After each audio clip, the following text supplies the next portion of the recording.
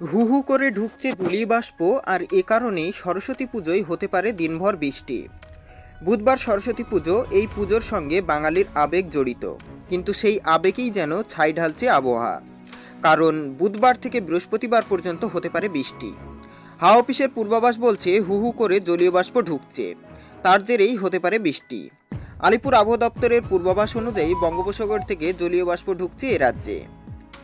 ফলে 13ই ফেব্রুয়ারি থেকে 15ই ফেব্রুয়ারি দুই বঙ্গে বৃষ্টির সম্ভাবনা রয়েছে।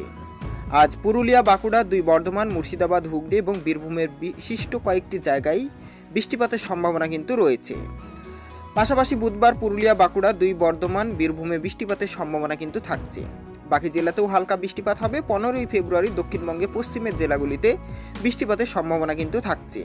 বাকি জেলাগুলিতে হালকা বিক্ষিপ্ত বৃষ্টি কিন্তু হতে পারে। 16 তারিখ থেকে দক্ষিণবঙ্গে কিন্তু বৃষ্টি ধীরে ধীরে কমবে। তবে আজ কলকাতায় বৃষ্টিপাতের কোনো সম্ভাবনা নেই। আগামীকাল রাত্রিবেলায় শহরে বৃষ্টিপাত কিন্তু হতে পারে। 15 তারিখ কলকাতার বৃষ্টিপাতের পরিমাণ একটু বাড়বে। বৃষ্টির কটা দিন সব জেলাতেই বিক্ষিপ্তভাবে বজ্রপাতের সম্ভাবনা কিন্তু রয়েছে। অপরদিকে উত্তরবঙ্গের মালদা এবং দুই দিনাজপুরে আজ বৃষ্টিপাতের সম্ভাবনা রয়েছে। বাকি জেলায় বৃষ্টি নেই। কাল এবং পরশু দিন উত্তরবঙ্গের সব জেলায় বৃষ্টিপাতের সম্ভাবনা কিন্তু থাকছে। বৃষ্টির সঙ্গে বজ্রপাতের সম্ভাবনাও রয়েছে। আজ এবং আগামীকাল পশ্চিমবঙ্গের জেলাগুলিতে বৃষ্টিপাতের সঙ্গে সঙ্গে বজ্রপাতের একটা আশঙ্কাও কিন্তু করেছেন আবহবিদরা।